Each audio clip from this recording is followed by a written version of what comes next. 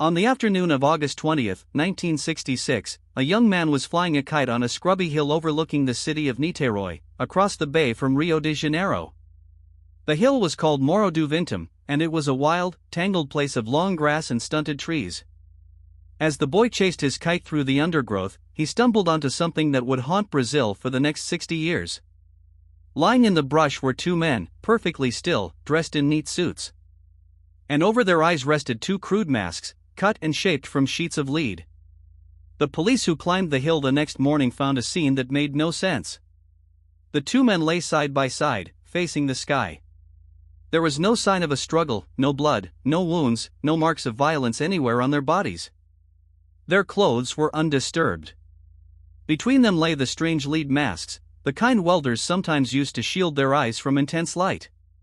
Nearby, investigators recovered an empty water bottle, two wet towels, and a small notebook filled with cramped handwriting. The dead men were soon identified. They were Miguel José Viana, aged 34, and Manuel Pereira de Cruz, aged 32. Both were electronics technicians and TV repairmen from the nearby town of Campos dos Goitacazes. They were described as serious, sober, hard-working men, not the type to wander off and die on a hilltop for no reason.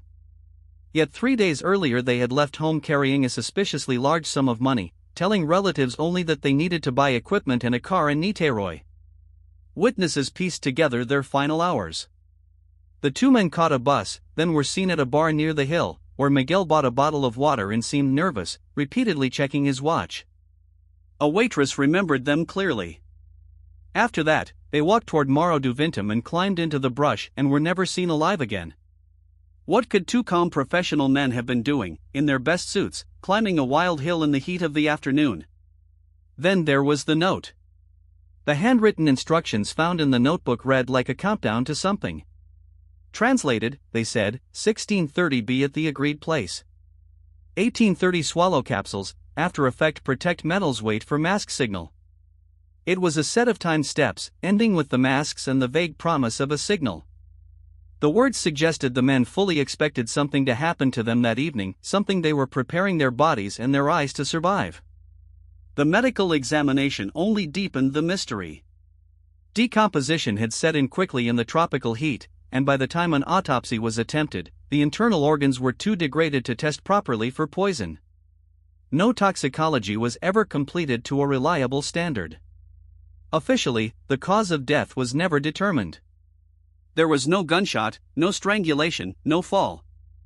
Two healthy men had simply lain down on a hill, put on lead masks, and died together, leaving science with no clear answer.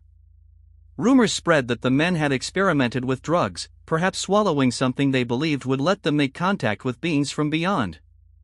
Others noted the money they carried had vanished, hinting at robbery or a deal gone wrong. But robbers do not usually arrange their victims neatly in suits and leave mysterious masks behind. And nothing explained why two grown men would trust a note telling them to swallow capsules and wait. The most famous theory was born from the masks themselves. Lead is used to block radiation and intense light. To many Brazilians,